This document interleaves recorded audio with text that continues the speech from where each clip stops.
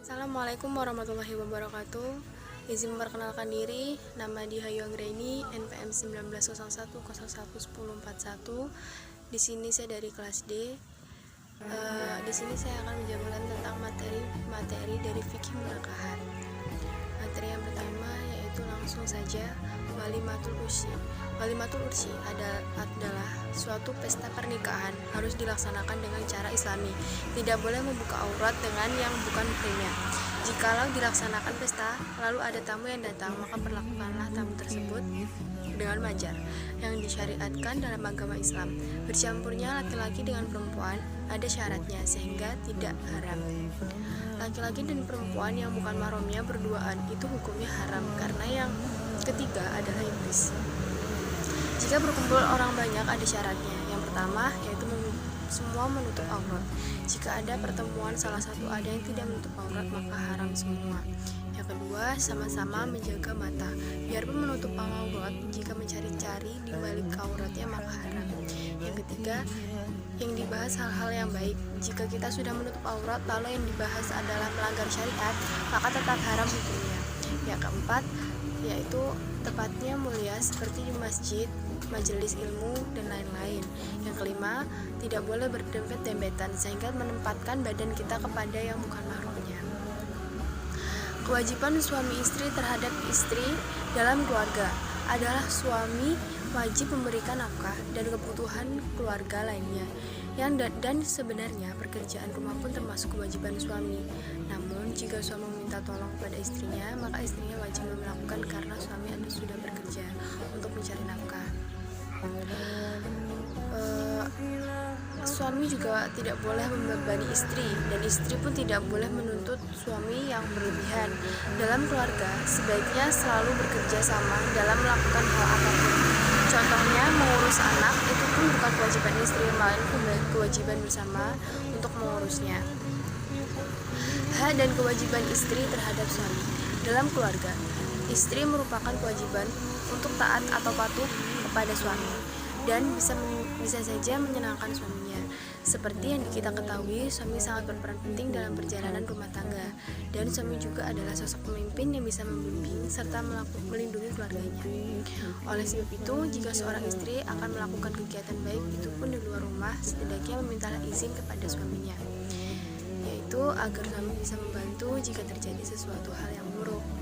Seperti contoh, jika istri meminta izin untuk melaksanakan pekerjaan yang berat seperti ke pasar, hendaklah suami dapat membantu ataupun bila suami saja yang melakukannya. Dengan ini kita bisa melihat indahnya di dalam rumah tangga tersebut. Maka bisa disimpulkan bahwa seorang istri patuhilah syariat Nabi SAW kepada Tuhanmu, kepada suamimu adalah kepada Allah Subhanahu wa Ta'ala. Selanjutnya yaitu ada materi nafkah, kiswah, dan tempat tinggal bersama dalam administrasi pernikahan di Indonesia. Ada dua macam prosedur pemberian nafkah, yaitu yang pertama prosedur pemberian nafkah mut'ah, yang kedua yaitu prosedur pemberian nafkah mudhiyah. Pembahasan mengenai nafkah madiyah ini berkaitan dengan kewajiban suami sebagaimana yang telah tercantum dalam pasal 80 ayat 4 pada kombinasi hukum Islam. Sedangkan mengenai nafkah mut'ah, hal ini berkaitan dengan kewajiban bekas suami bila mana perkawinan putus karena talak, sesuai dengan pasal 149 ayat pertama pada kompilasi hukum Islam buku 1. Semoga penjelasan di dalam makalah ini dapat menambah pengetahuan kita mengenai prosedur pemberian nafkah sebagaimana terdapat dalam KHI. Kedudukan harta dalam pernikahan.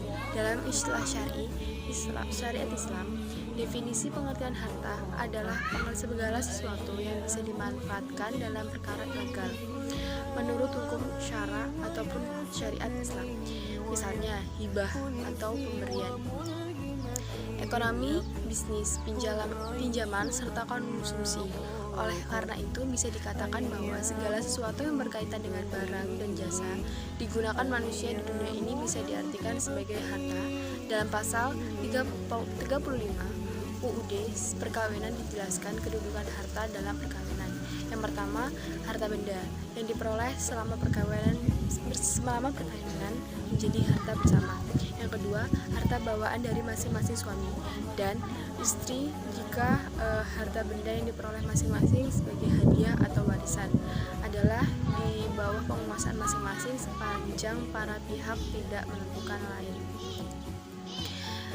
Selanjutnya yaitu hukum menikahi wanita yang pernah berzina. Mazhab Maliki mengatakan makruh hukumnya menikahi wanita yang pernah berzina, sebagaimana diterangkan Al-Qarafi, salah seorang ulama Malikiyah. Pendapat ini merujuk pada sikap Imam Malik sendiri. Menurut Imam Malik, hukum menikahi seorang pezina adalah makruh, namun beliau tidak mengharamkannya. Mazhab Syafi'iyah berpendapat sama dengan mazhab Maliki. Mereka memandang sah hukumnya menikahi wanita yang pernah berzina, walaupun perbuatan ini dibenci kalangan ulama saat ini. Sebenarnya, jumhur ulama lebih dekat dengan pendapat Ziriyah ini. Seorang penzina yang sudah bertaubat dari dosa-dosanya tetap diterima dan bisa menikah dengan seorang beriman. Mereka tetap bisa menata masa depannya dengan kesalehan dan keimanan mereka, benar-benar bertaubat nasuha dari dosanya. Taubat diperlukan demi kelangsungan rumah tangga yang syakidah. Perjanjian perkawinan pada waktu itu sebelum dilangsungkan atau selama dalam ikatan perkawinan kedua belah pihak atas persetujuan bersama yang mengajukan perjanjian tertulis yang disahkan oleh pegawai mencatat perkawinan atau notaris, setelah mana isinya berlaku juga terhadap pihak ketiga sepanjang pihak ketiga tersangkut. Aturan terjadi menjadi dasar diperbolehkannya calon suami istri dan atau pasangan suami istri untuk membuat perjanjian perkawinan. Merujuk pada penggolongan hukum di atas, kegiatan membuat perjanjian perkawinan hukumnya adalah mubah atau boleh selama tidak melanggar asas-asas perjanjian dalam hukum Islam. Hal tersebut juga sesuai dengan ketentuan dalam pasal 45 KHRI yang mengatur sebagai berikut. Kedua calon mempelai dapat mengadakan perjanjian perkawinan dalam bentuk taklid talak dan perjanjian lain yang tidak bertentangan dengan hukum Islam. Apakah ini perjanjian perkawinan boleh menyimpang hukum Islam? Apabila merujuk pada pasal 29 ayat 2 UU Perkawinan dijelaskan bahwa perjanjian perkawinan tidak dapat dipisahkan apabila melanggar batas-batas hukum, agama, dan kesusilaan. Sekian itu saja dapat saya sampaikan, kurang dan lebih yang saya mohon maaf. Saya akhiri, wabillahi taufiq wal hidayah. Wassalamualaikum warahmatullahi wabarakatuh.